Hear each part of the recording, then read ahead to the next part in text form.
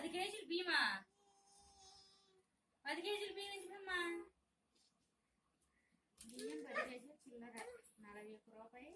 అరటి పండ్లు 25, కొబ్బరికాయలు 11, అమ్మో పూలమాల 5 మూడు, దానములు, గోధుమలు, బియ్యం, కందులు, పెసలు, శనగలు, బొబ్బర్లు, నువ్వులు, మినుములు, ఉలవలు, నక్షత్రములకు బియ్యం,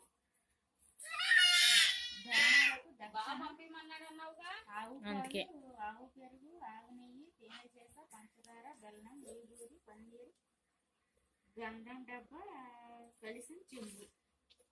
ఇవన్నీ మనకి ఉడకంలేక కలిసిన చెంబు కూడా.